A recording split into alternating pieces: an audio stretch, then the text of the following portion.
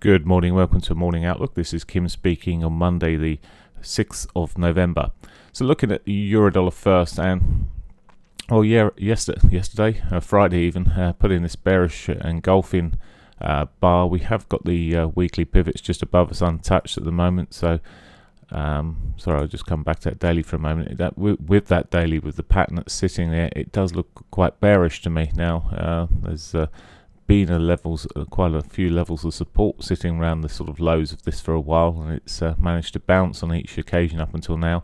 Friday broke down a little bit and broke my little trend line I had across my lows, and it does look weak on the euro dollar there. Now, as I say, we've got the weekly pivot just above us. It may want to just catch that first thing this morning. It's pretty close. The daily pivot sits around the same sort of level.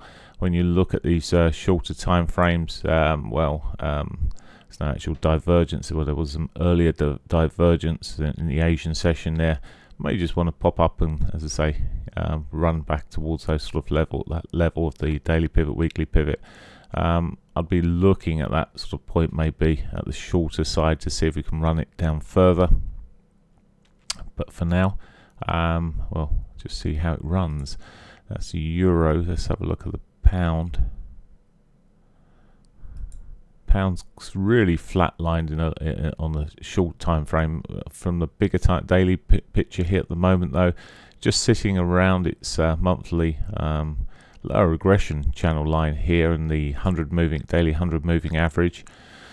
Inverted hammer sort of sitting there. Possibly it's got some upside, but well, it's not the most obvious move going there. When I'm coming down the time frames, it's well, dithering to say the least. Now it has got the weekly pivot above, may have a little bit more strength than the euro. We'll see.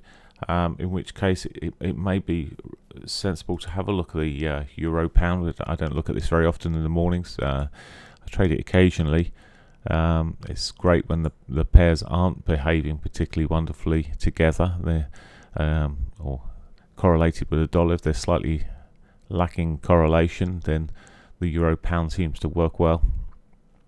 Now we've had this run up last week. Friday gave us a bearish harami pattern here. We've got the weekly pivot below, so the euro pound may have the chance of a bit of a sell-off. May fit with what I'm looking at on the bigger time frames there, with the pound being a little bit more stable, the euro looking a tad weaker. So we'll see how this runs. For the short term, though, at the moment, maybe with the daily pivot above, I'd rather see that taken out first, and then the weekly pivot, and perhaps more to the downside may be possible there. So that's taking into account the slightly weaker euro compared to the slightly more steady pound. So just a different alternative for the morning at the moment. So have a look at the Aussie dollar. Oh, sorry, let's have a look at the dollar yen first, actually. Let's keep things in order for me, otherwise I'll miss it.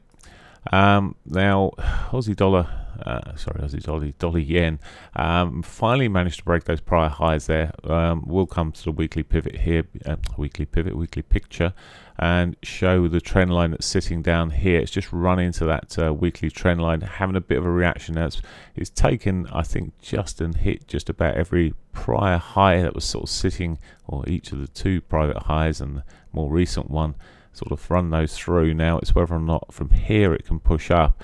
Now I'm looking at the order book this morning, and it's got sell orders above it and sell orders below it, so there's a possibility it may roll, but may roll back a little bit this morning. Nobody particularly wants to buy it at the moment, it seems, but anyway, it has. It's not to say the larger institutional traders won't buy it long and push through those sell orders that are above.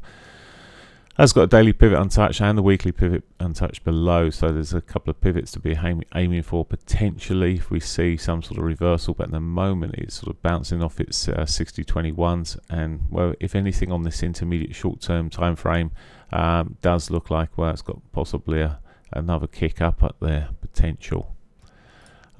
Okay, so look at the Aussie dollar now. So the Aussie dollar, a bit like the, in fact I had to look twice to see it wasn't the euro. Same sort of picture as the euro there. It's run up, it's sold off on Friday. To me, again, that looks pretty weak to the downside at the moment. However, again, weekly pivots above, so I'd like to see these. It's just like to see if this daily weekly pivots above just get taken out first. Same, as I say, very similar picture to euro dollar there. I'd like to see those taken out. A bit wary on the Aussie as ever with when trading it. It can be a little bit of a sticky one in the mornings. Let's just see how it does. It will be, if it does run up to these daily weekly pivot, it will put a higher low in. It's a bit more of a different shape than the euro there at that point, but certainly got the possibility of running up towards that sort of area, at which point it may become a short candidate. And finally, let's have a look at the Canadian dollar. So Canadian dollar finally got back to its monthly pivot after dithering along slowly there. Friday gave it the kicker it needed. From this point here, where we've got the weekly pivots above, a very choppy short-term movement at the moment. At last, this intermediate time frame of the hourly, look, it's range bound a little bit. May just, I mean, it's just below its daily pivot at the moment. It may just roll from here. It does look a little bit weaker at this stage, and may just want to roll back to maybe towards Friday's lows there. So that's where we sit at the moment. As for news today, there's not a great deal. We've got inflation. New Zealand is inflation that's already come out. We've got the Eurogroup meetings start today. Be interesting. We may get some snippets from the speakers from that pre-meeting, etc. But well, I think they've done so much speaking lately, it probably won't wash the markets too much. And that's about it. There's the FOMC Dudley member speaking at 5:10 this afternoon. But not a lot there to really generate any excitement in the markets today. So pure technicals today. Have a great one. Bye for now.